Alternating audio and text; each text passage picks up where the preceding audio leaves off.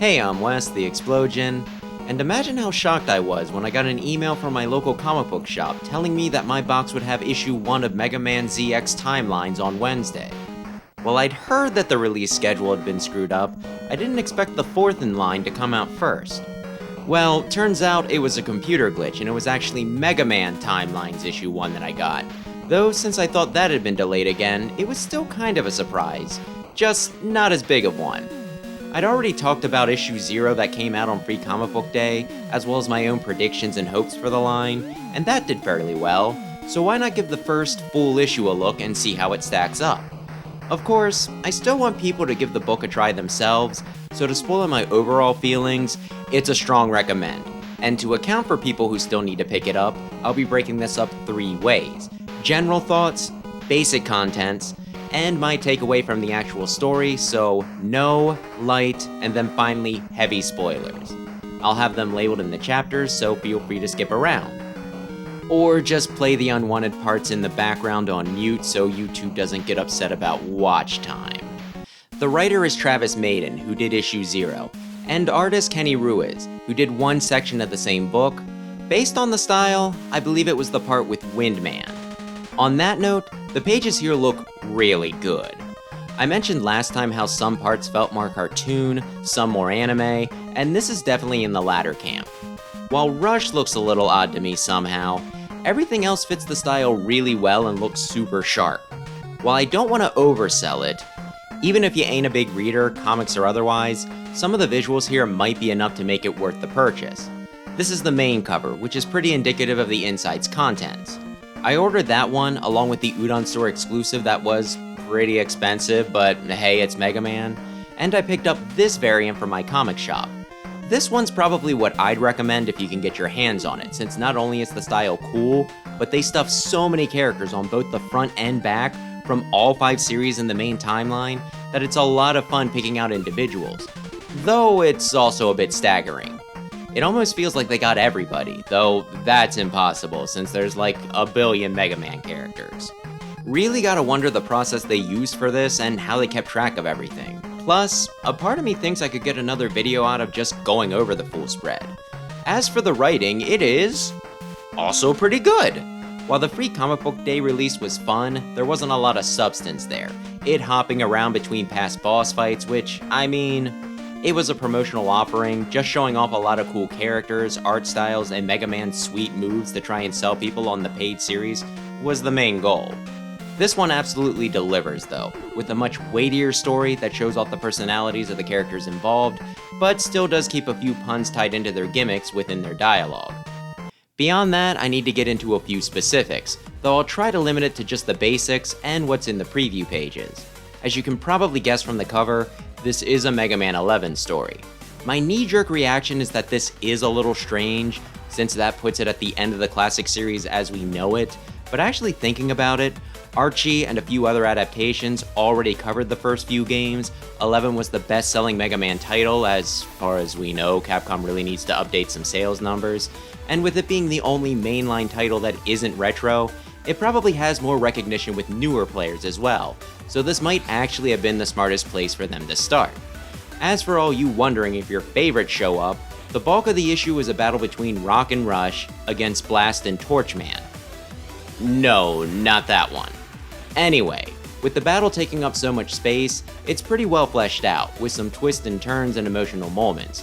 While I'm not saying that the Archie comics didn't make you feel things, with how many fights came down to Mega Man walking into a boss room, taking a few panels to figure out their pattern while exchanging dialogue, and then wasting them in 1 or 2 shots from their weakness, this definitely feels a lot more satisfying. While their dialogue was pretty limited in 11, here both Blast and Torch still feel in line with how they were portrayed there. Mega Man has the double gear system, but things don't start out like they do in 11, so I'm guessing that this is an alternate telling of the events from the game. Also worth mentioning is that at the end of issue 0, Bounce Man did show up, so this likely ties into that in some way. While a part of me does kind of want a faithful translation of the games in comic form, because I guess I'm just a simple fool who likes things I'm familiar with, this still works, maybe even better.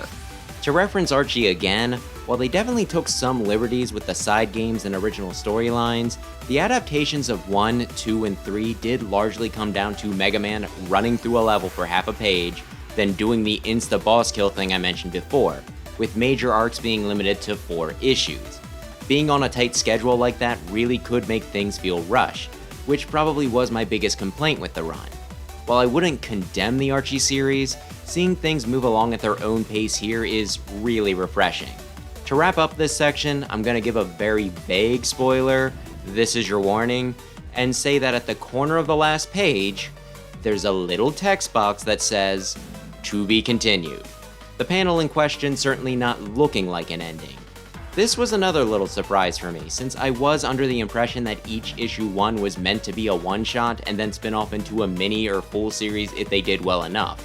Even if I do consider Classic to be one of the safe bets, it feels a bit like they're putting the cart before the horse.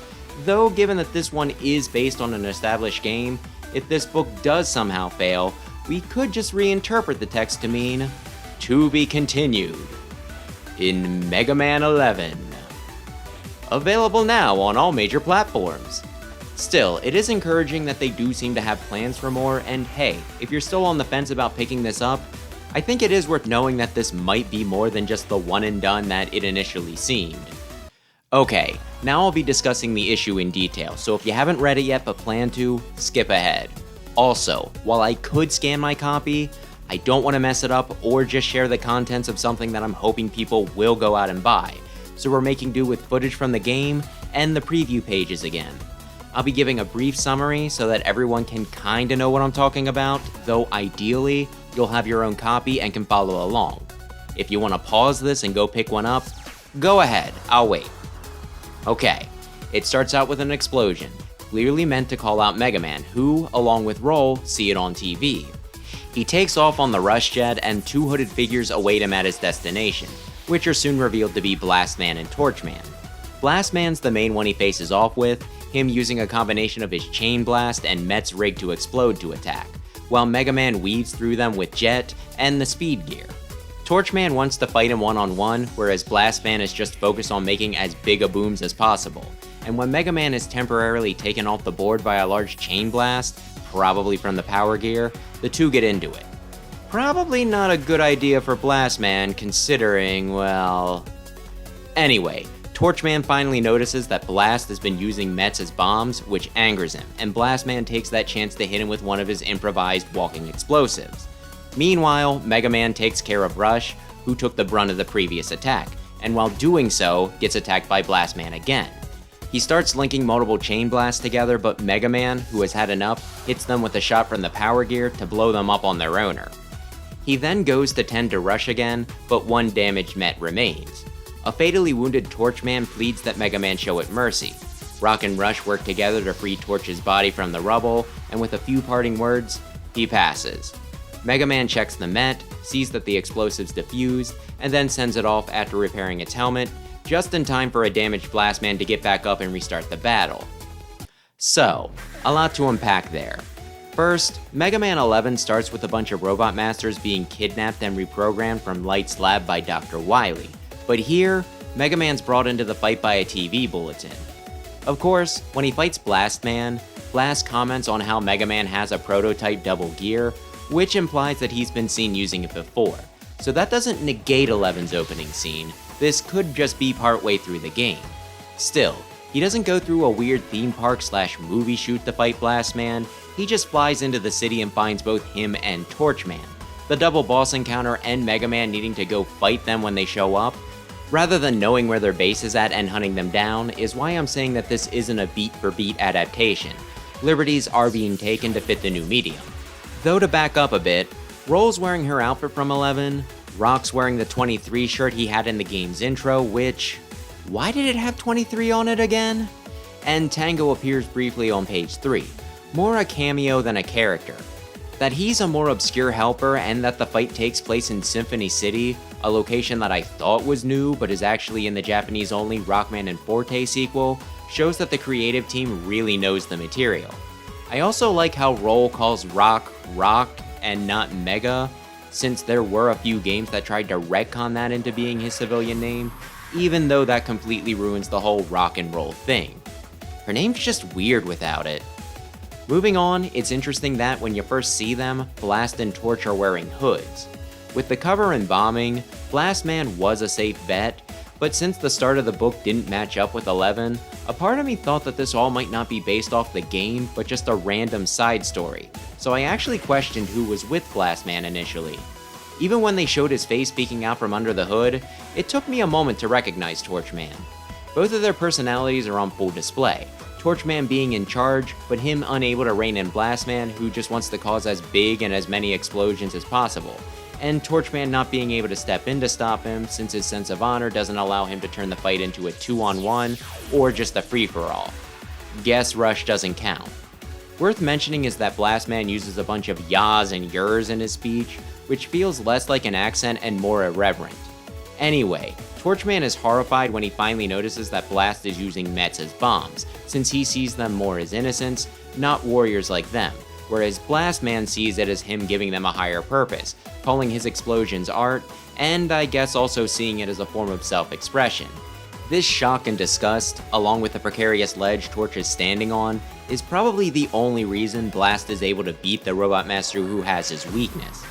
Contrast that complete lack of concern for others with Mega Man, who uses the break in fighting to care for Rush. Against Blastman's cruelty, Mega Man's kindness shines, and his righteous indignation when he finally swaps from mostly dodging with the speed gear to just being completely done with Blastman and attacking him with the power gear is understandable. Whether he attacks not him but his bombs could be to him seeing them as more effective, ironic, or just wanting Blast to feel the same pain he's been inflicting on others and fall by his own hand. He shows further kindness to Torchman and the remaining Met, him already hesitating to shoot the Met before Torchman speaks up.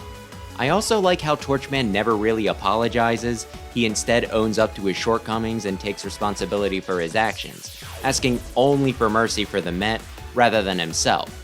And even though they all know it's pointless, and they're both in pretty rough shape, Rock and Rush still show Torchman compassion and don't just leave him buried, they let him spend his last few moments in the light. This comic didn't really change my opinion of Mega Man too much. While in the games he's pretty expressionless, I've read and watched him enough in other interpretations that I already think of him as a really good kid, one of the best. Though it really spotlighted the other two here. While this is clearly still a wily plot, both managed to follow their new programming while staying true to themselves. I knew that Torchman was into Kung Fu and the like and had an honorable warrior sort of vibe, but just how principled he was here and his sense of responsibility really got to me. On the other hand, while Blastman did always come across as an explosion nut, the extremes he took it to here, yeesh. Think I'm gonna try and chalk it up to Wily's programming and creative liberty, because otherwise, I think I'll wind up really hating this guy. Still, this does affect my opinions on each and where I'd place them if I had to rank all the RMs.